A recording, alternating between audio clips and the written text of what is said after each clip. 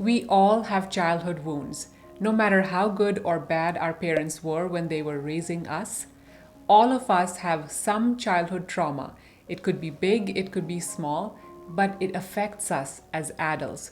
Most of us are not even conscious of it, but it drives the way we act as adults. We all have unmet needs. As a child, maybe our need for love wasn't met. Maybe our need for appreciation, for being seen, for being accepted exactly the way we were, wasn't met. So, what do we do when we become adults? We start looking for boyfriends or girlfriends or partners who would meet those unmet needs. We start looking for someone else out there to come and heal our childhood wounds. We think maybe my boyfriend, my girlfriend, my husband, my wife would give me the appreciation or love I never got as a child. Maybe I will have a baby and then that baby will finally make me feel like I'm worthy. And this all happens subconsciously. We are not even aware that we are doing this. So essentially, what we're saying is, world, I have this problem. Could you fix it? The world cannot fix your problem. You have to fix it. When you were a child, yes, you would depend on adults to fix your problems. But you're not a child anymore. You're a grown-up. So you have to fix your own problems. You have to take the responsibility for your own life and stop putting the responsibility on others. No one owes you anything, but you owe yourself a good life. In healing our childhood wounds, we can get help from others, for example, a therapist, and if you have been considering therapy or counseling, I urge you to do it. There is nothing wrong with asking for help. Seeking professional help does not make you weak.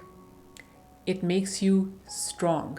I have never gone to therapy myself, but I know that if I did, it would certainly help. Everyone can benefit from therapy. I have essentially been doing my own therapy for the last 10 years through meditation, journaling, and self-help books and courses. I'm not saying that you should do exactly what I did. We all have our own paths in our growth and healing journey. What worked for me may not work for you. So do some experimentation, listen to your own inner guidance, and decide which path is best for you. That's exactly what I did.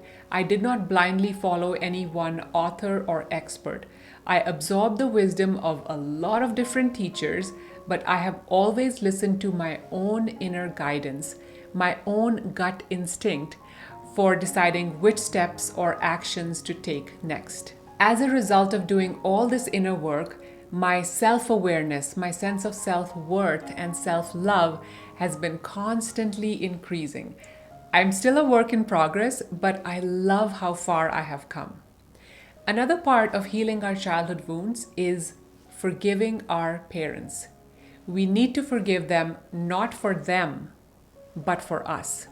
If we continue to hold on to our anger and bitterness towards our parents, it's like carrying a heavy baggage wherever we go.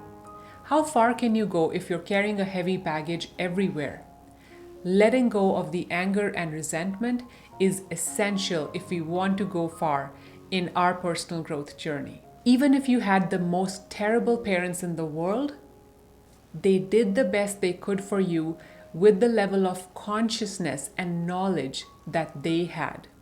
They had their own childhood wounds, which they unconsciously passed on to you. So now it's up to you to break the cycle of passing down your childhood wounds to your kids. If we do not heal the trauma, it keeps getting passed on unconsciously or subconsciously to the next generation. That is a big reason why I am working so hard to heal my wounds so that I don't pass them unconsciously to my kids. And I want to make it clear that growing up, I had very loving parents. I did not suffer any physical abuse or anything. But like I said in the beginning, even small trauma can affect us. Harsh words spoken to us as children, comparison between siblings, arguments between our parents, etc., all have the potential to adversely affect our lives as adults. But at some point, we have to grow up. We have to stop blaming our parents for everything, and we have to take responsibility for creating our own lives. And forgiving our parents is a step in that direction. We essentially have to reparent ourselves.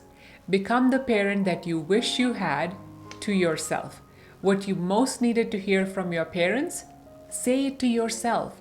If they didn't celebrate you, celebrate yourself. To further help yourself with this, watch my video 5 Ways to Fall in Love with Yourself, because healing our childhood wounds and self-love go hand in hand. See you soon. Keep growing. We all have childhood wounds, no matter how good or bad. Let's try again.